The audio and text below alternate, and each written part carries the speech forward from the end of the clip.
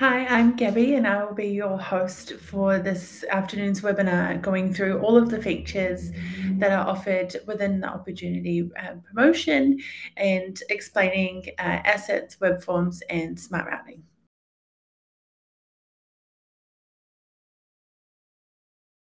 Smart routing is one of the really cool features available within OpporJUNEity and can be utilized through the scheduler. So let's take a look.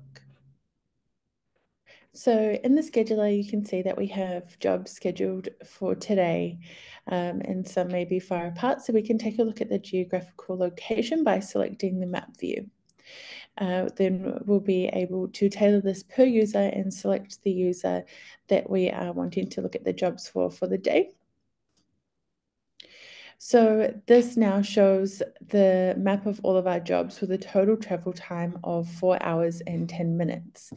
So smart routing will help us not only save travel time, but also travel costs, allowing us to book in more jobs for the day as well. So we can optimize our route by selecting the clock icon, which will display the optimal route between jobs and allow you to accept or reject the optimized arrangement of schedules. So let's take a look. You're able to enter a start and end location. That could be an office address or a home address, or you are able to leave it blank for the start location to be the first job of the day and the end location to be the last job of the day.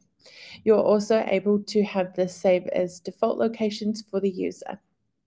So by clicking on this button here, we'll be able to show the optimal route for the day. As you can see here, we now have a travel time of 3 hours and 6 minutes. So that did save us quite a lot of time and a lot of back and forth between jobs. So it works really well to be able to save you that extra bit of time each day and get home for dinner in time.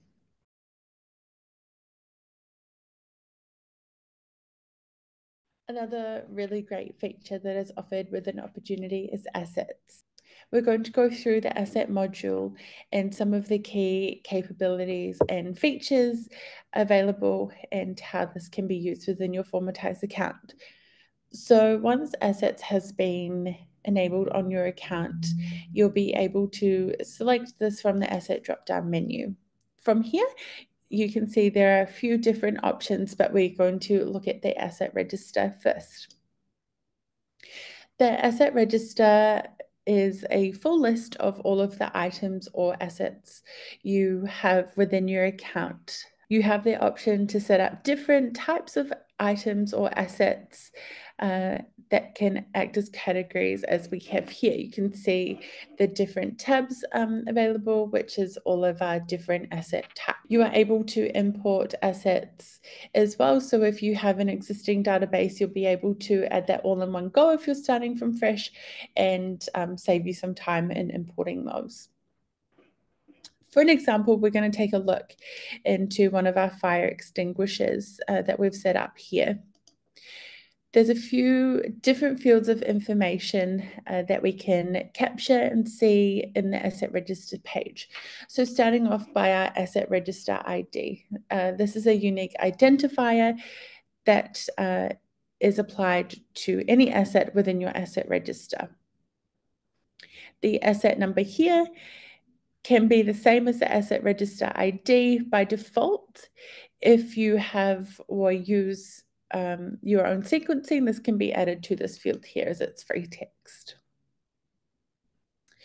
You can see that this is located to a specific client and location, which applies back to the CRM to make it really easy to link those all together within your account. So this would be any physical location where that asset or assets are located. This can even be broken down into zone, commonly used for big properties or where you have multiple assets located at that property. So you could define it by zone, which could be front hallway, back lunchroom. You can also give a brief description of the asset. You can see here that we have our custom fields which have been set up and is unique for this asset type. So an example we've got here, make model, the size, the type, and the last pressure test date through calendar view. You can see here the exact GPS coordinates for that asset, which will automatically update once that asset has been processed through a form for the first time, grabbing the GPS coordinates of the customer address. We can see here that we've also got a QR code, which is downloadable and printable. We've also got the option to download a QR code for that asset, which can be scanned by users on site to update and interact with the forms attached to that asset. Change logs are a log of any time any of the information for this asset has been updated. This information would be highlighted in red once it has been changed or updated to make it easily identifiable to know what and when this was changed or completed. So the change source can be manual, which could be when someone has accessed the asset information through the register manually and updating the details through this information here. Otherwise, it can be updated through a submitted form. This is really useful as it has been updated as part of a service and want to go into that specific form and review the information further. You are able to add notes to the asset as well as photos, which will help you easily identify that asset again. Same with forms. So if the forms have been completed with an asset attached, that will also store against that asset. So then you're able to go and review the information again. For an example, we are able to see here, we've got our client information, the CRM elements of the client location and zone are really important as it attaches this and pre-populates the information, also linking back to that asset, as you can see here. So we're able to edit all of this information and submit that, and that will also store in our asset register as seen previously. Similar to the form history in jobs, the asset will the jobs tab has a similar history of the asset within jobs, so you'll be able to see that as well. Resources can also be stored against that asset to be able to keep note of any warranty information as an example, or compliance certificates and things like those. It's also really important to note that when you're adding an asset, there are types of assets that you are able to select. So like I mentioned earlier, you're able to select the asset category, this being a location asset, which is allocated to a client location, such as a fire extinguisher as we went through, and a mobile asset that can be scheduled on jobs, such as a vehicle or plant equipment, anything that you will need to be taking with you on a job. If you have groups within your account, you will be able to assign your assets to those groups so that they are able to create, read, update, and delete the asset to keep them up to date or manage them in a really effective way.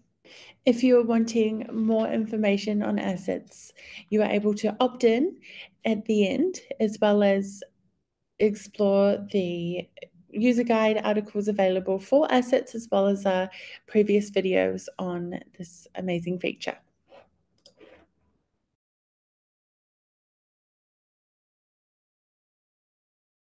Webforms are a really great feature that is offered within OpporJUNEity as well, and can be applied to any existing form template or any new form template that has been created within your account. To be able to apply this to an existing form template, you are able to select View Form Templates from the form drop-down list. We are going to look at our agreement form as an example, as this is a really great way to be able to send an agreement form to your clients so that they're able to fill in all of their information and return it back to you to let them know that you agree to the information that you have provided. As you can see, the first lot of details is the same as any other form template would be. If you scroll down, once web forms are enabled, you will be able to access this information here. So to be able to view a full page web form, which is a copy of a blank web form, you are able to copy this generic link, which will take your client to the web form to be able to complete. You're also able to preview a blank copy of the web form to see how that would look for your client. As you can see here, this is the blank copy to be filled in and returned. So this is exactly what your client will see with all of your business information as well as your logo. You are also able to download a QR code. This could be used for anything such as a pre-start vehicle check, where you're needing to have that QR code present each time someone hops into that vehicle. They're able to scan it, fill in the information, and then continue on with the use of that vehicle. This could also be used as a check-in form if you're needing anyone to check in or capture information of people, or this could also be used as a check-in form where you have that QR code present for a new client to scan each time also. We use it here at Formatize for our grocery checklist. So if something's running low in the kitchen, we can scan that code and enter in what we're needing.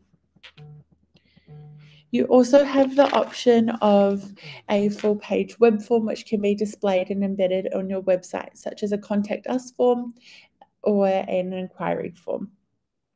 So you would just copy this unique code below and embed that into your website. You can also have your web form redirect when that form has been submitted, which will take them to a specific URL that you're wanting them to go back to. Once you have enabled this feature on your account, you will need to save the details for it to then be effective and be used as a web form. Web forms can be attached to your job type template. So let's have a look at how this can be used effectively. So if you are going into your job type templates,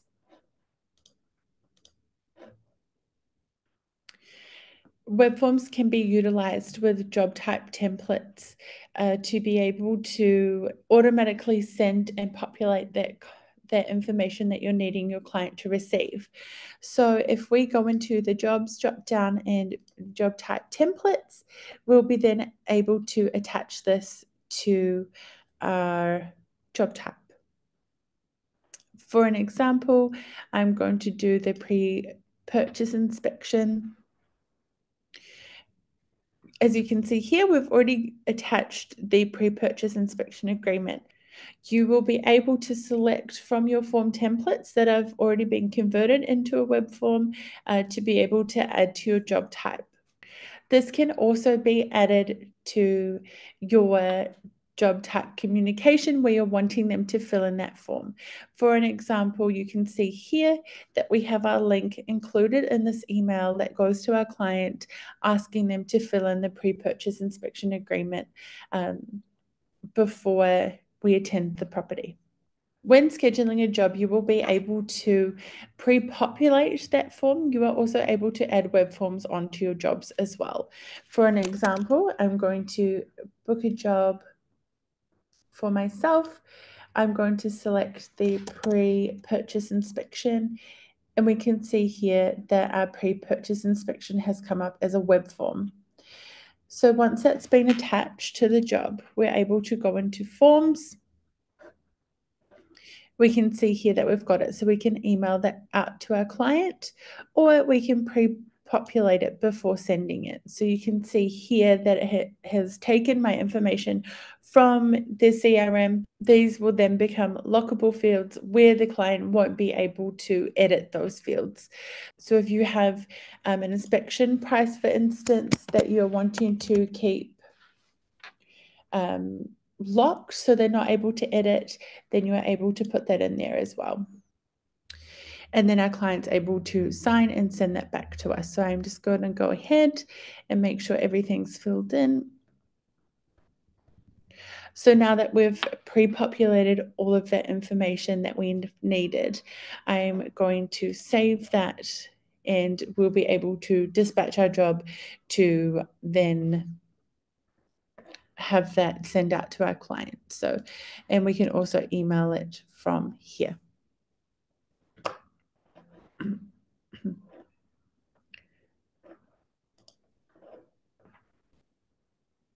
So now that we've saved all of that information, that will pre-populate and send to our client. So we can email that through here, or once our job has been assigned, we can then dispatch and that information will send through to our client. Thank you so much for letting me show you through smart routing, assets, and web forms this afternoon. And thank you so much for taking the time out to join this webinar. If you have any questions, please feel free to reach out to our team.